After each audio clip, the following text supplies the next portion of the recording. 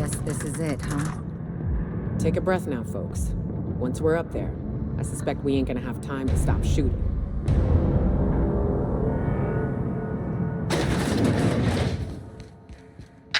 Captain, you have an uncanny talent for complicating my life.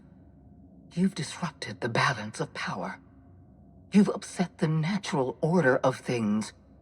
You've introduced uncertainty, and there is nothing I despise more than uncertainty.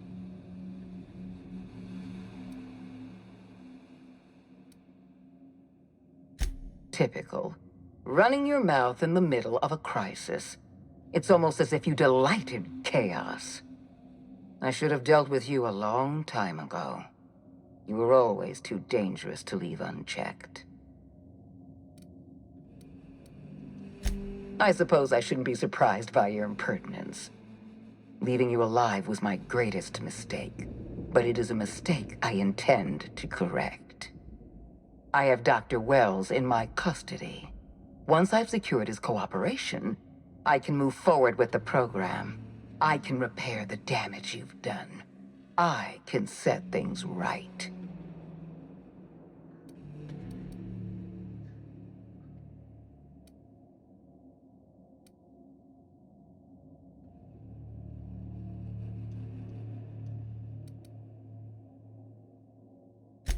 I'm aware of your propensity for violence. Halcyon is a bloodier place because of you.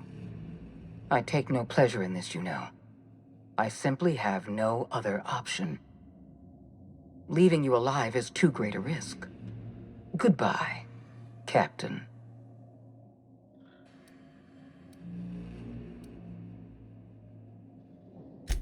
Fair enough. I'm giving you exactly one chance to parley with me. Yes, I'm quite aware of your brazen act of corporate vandalism.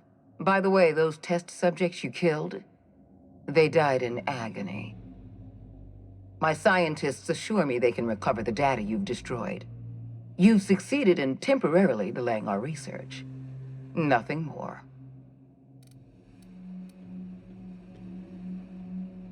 That isn't true. It can't be. You're trying to manipulate me. That experiment was absolutely essential to the program. My scientists assured me they were close to a breakthrough. They gave me their word.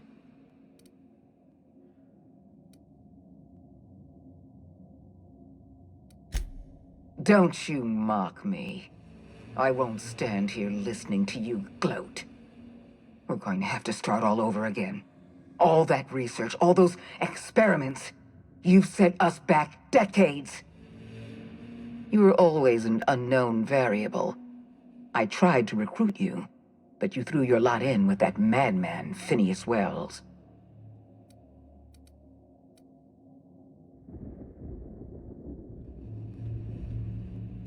This prison is equipped with an automechanical warden. I've had it programmed to eliminate you on sight and rinse your remains down a drain. And don't worry.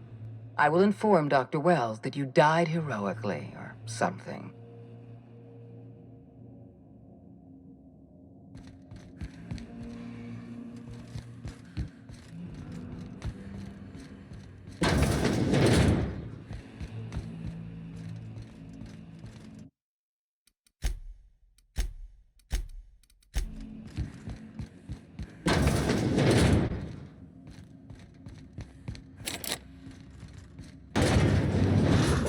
They got the drop on us.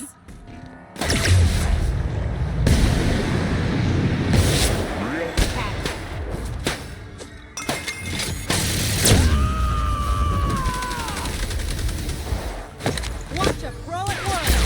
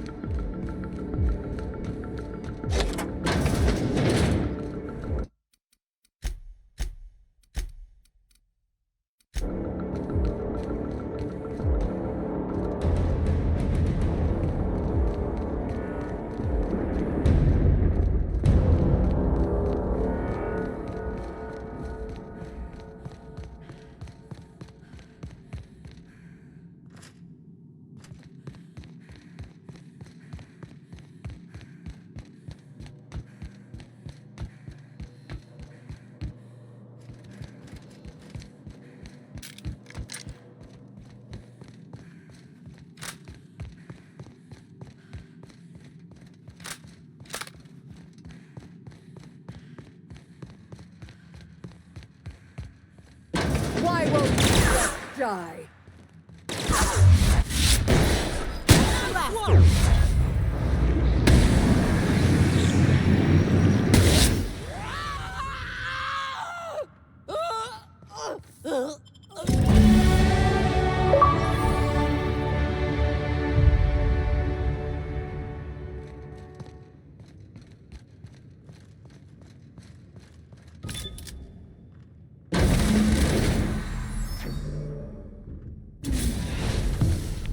You don't know how glad I am to see you.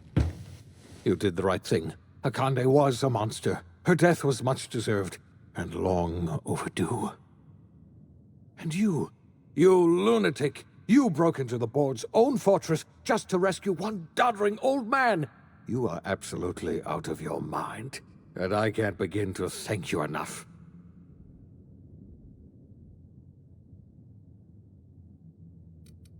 Ah, all in a day's work for you, huh?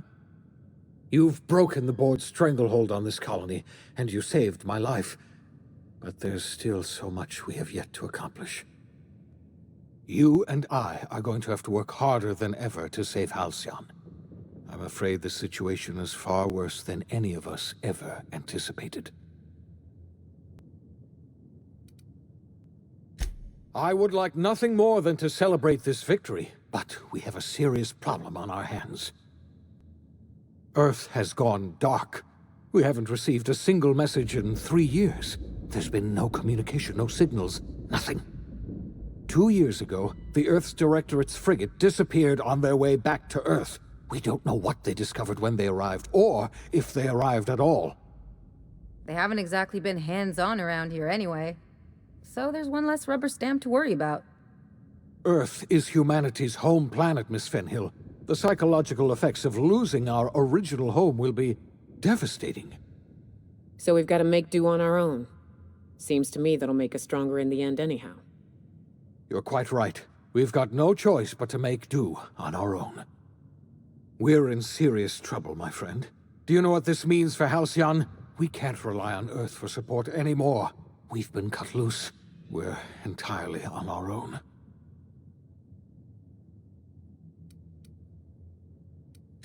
Yes, certainly. I'll help however I can.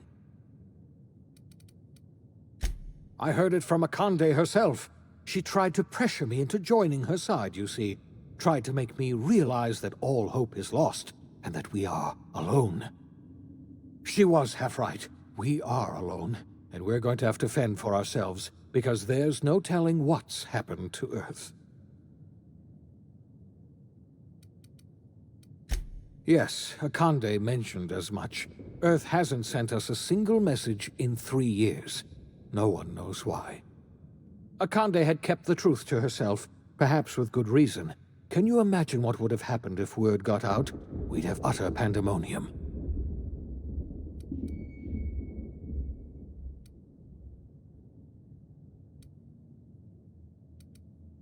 You might have heard of the Earth Directorate's frigate. Half the colony's entire military was on that ship.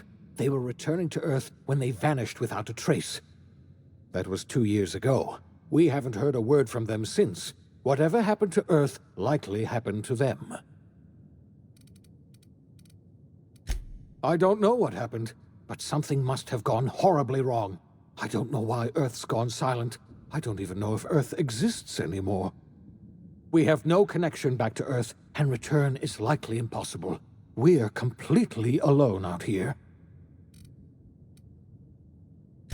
I wasn't trying to hide the truth from you, but after all you've done, I owe you an explanation. Yes, I experimented on the Hope's colonists. Each of my experiments ended in catastrophic failure. Each of my subjects died in agony. You are my first and only success. I didn't tell you about the others because I didn't want to burden you. My failures are my own to bear, not yours. Thank you. Perhaps in time I'll learn to forgive myself. My apologies. I need to get a hold of myself. We've far more pressing issues to worry about right now. If you have any more questions, ask me. I'll answer as best I can. Yes, we do. You've done a marvelous thing. You've succeeded where anyone else would have failed, including me. We must begin the revival process immediately, starting with the Hope's brightest minds, and then we're going to fix this damn colony, one problem at a time. We're going to need a leader, and I can't imagine a better person for the job than you. What do you say, old friend?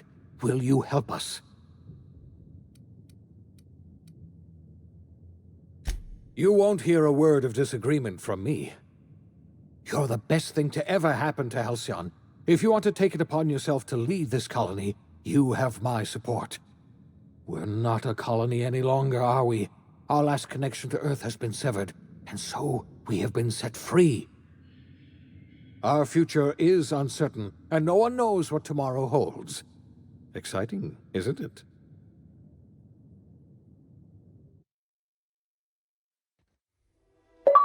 The OSI teaches that everything in the universe happens according to the grand plan. But the stranger that arrived in Halcyon was an unplanned variable. From the moment she landed in Emerald Vale, her actions altered the course of history. The events on Tartarus brought about the end of the board's authority. But the board's mistakes would haunt the colony for decades to come. The damage they left behind would require the work of a generation to repair. Dr. Phineas Wells began reviving a handful of the Hope's colonists.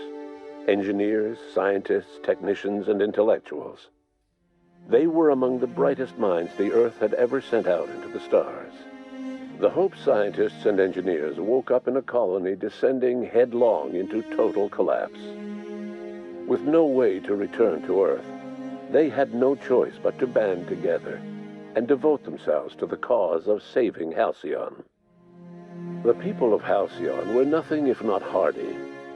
In the absence of the board's authority, many of the colony's settlements banded together with a single purpose in mind: survival. Life was especially hard in the years to come. Some towns dissolved by attrition and starvation, but most of them found a way to carry on.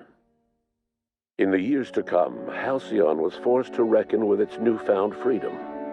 The board was gone, and for better or worse, the colony was responsible for its own destiny.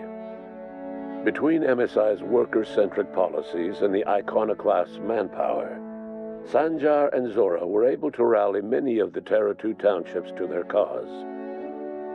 MSI's workforce swelled, and the iconoclasts enjoyed a significant surge in their ranks. The board was too distracted by infighting and internal politics to stop MSI from becoming a powerful corporation and a refuge for townships that might have fallen through the cracks. Consumed by paranoia, Luya Hagen took Sublight Salvage in a controversial direction, openly accusing board officials of an extraterrestrial conspiracy. One day, an accident at the Groundbreaker's docking bay silenced her forever. Time would tell if her replacement could keep the Sublight family together. The collapse of Edgewater left its workers bereft of any purpose in life. Most of them made their way to Adelaide McDevitt's camp, hoping to ingratiate themselves into her favor. Adelaide accepted only a few to her community. The rest were turned away and likely died of starvation. Nevertheless, Adelaide's camp grew into a well-established town. Adelaide McDevitt refused to cooperate with the ongoing effort to save Halcyon from collapse.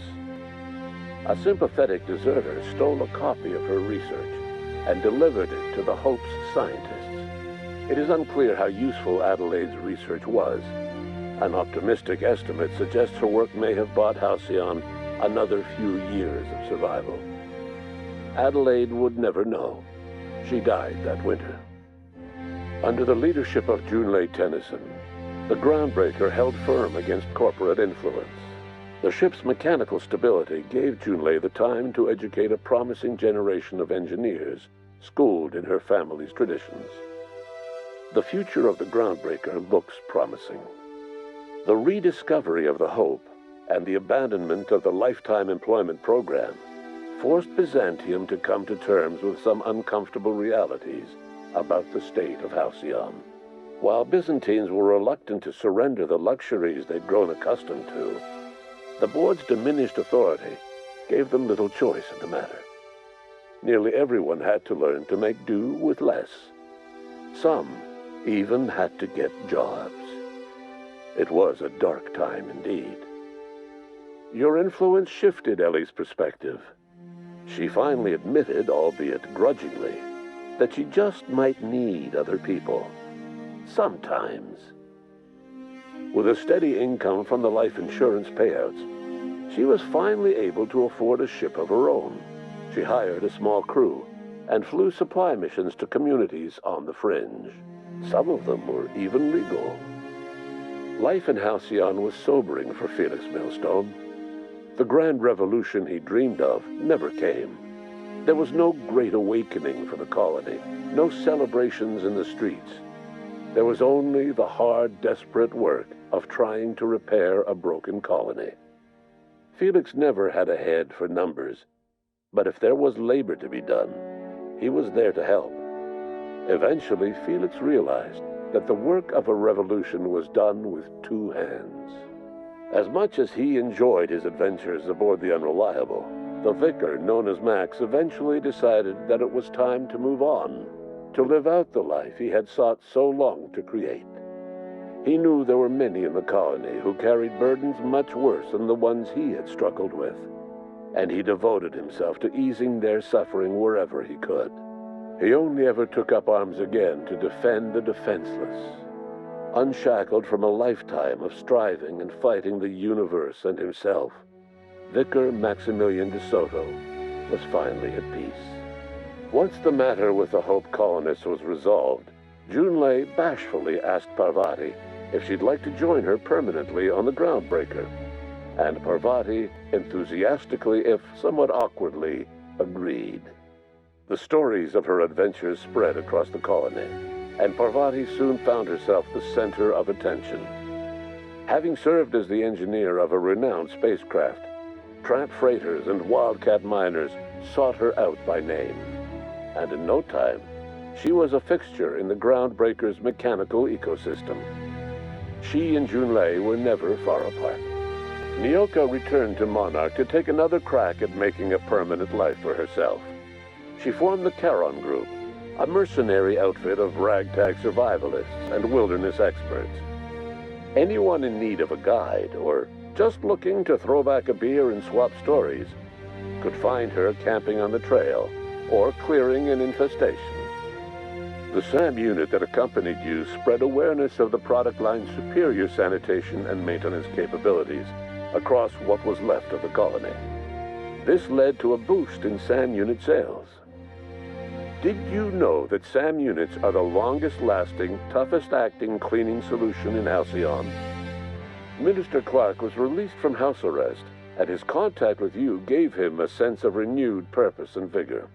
Once it became clear that no help would be coming from Earth, he threw his considerable efforts and talents into helping Halcyon manage the crisis before it. As for Dr. Phineas Wells, he spent his remaining years in his orbital lab. He eventually came to terms with his own past and was able to forgive the mistakes of his younger self by devoting his remaining years to serving the colony. Dr. Wells was able to revive many more scientists and engineers than he first expected, thanks to the additional batch of chemicals you stole from the Ministry. Wells never forgot about the human lives that were lost in acquiring these chemicals. In the end, Dr. Wells was able to save every scientist and engineer aboard the Hope. Over the next decade, nearly all of the Hope's remaining colonists were successfully revived. Halcyon saw a period of rapid technological and scientific advancement. Breakthroughs in dietary supplements saved the colony from starvation. Geoengineering projects and social reforms began to change the structure and character of the colony. Dr. Wells laid the groundwork for the project to save the colony, but he would never live to see the fruits of his labor. He passed away a few years later. His work was carried on by the scientists and engineers he revived, Today, Halcyon has stabilized. The people of the colony work hard to adapt to their new circumstances. Nearby colonies send aid and supplies. Life will never be easy in Halcyon, but for the first time in its history, there exists a sense of real, genuine hope about the future. And what about you, the unplanned variable in the history of Halcyon? You brought an end to the chaos on Tartarus, and proved yourself the most capable leader left in the colony. You administered the colony in your own image. With the old power of the board destroyed, a new government of Halcyon rose with you at its center. With your steady hand, you guided Halcyon through the turbulent years that were to follow, and helped ensure the survival of the colony until the end of your days. No one knows what's happened to Earth, and no one knows what the future has in store for Halcyon. All we know for certain is this: the name of the Unreliable and that of its intrepid captain will remain the subject of countless stories for years to come.